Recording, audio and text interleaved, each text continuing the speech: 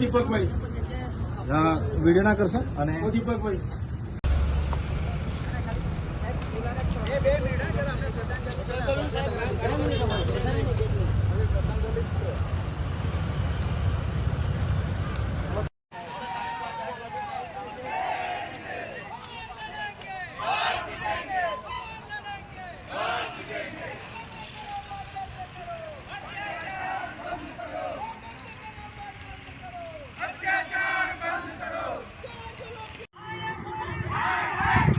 Public Kevadia ગામની છે.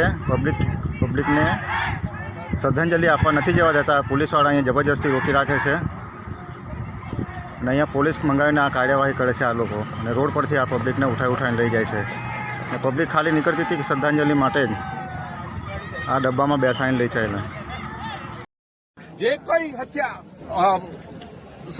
સંસાધનો હતા તે હડપવા સિવાય આ ચોર ને લૂંટારા ધુતારા લોકોએ કશું કર્યું નથી. અને એને લઈને આદિવાસીને ભિખારી કરતા ખરાબ દશામાં લાવી દીધા છે.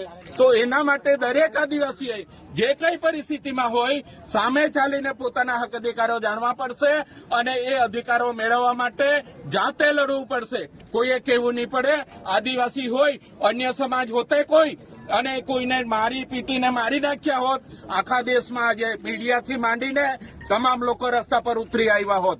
આપણે આજે આપણા બે ભાઈઓને મારીને મારી નાખ્યા એની શ્રદ્ધાંજલિના કાર્યક્રમમાં આવ્યા તો એ પોલીસ અહીંથી હટવા નથી દેતી.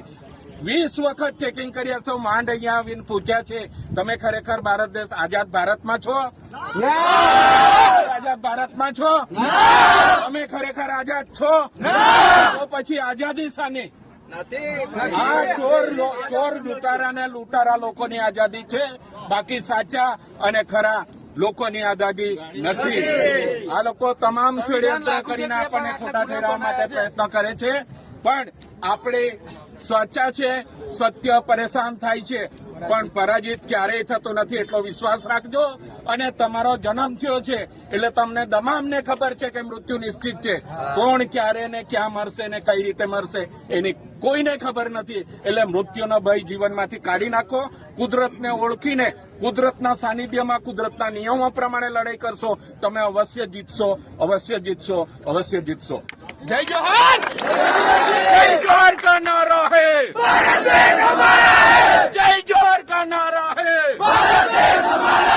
जय जोहर का नारा है. મિત્રો પ્રશાસન તરફથી એવું કહેવામાં આવ્યું છે કે આપણને હવે જવા દેવાના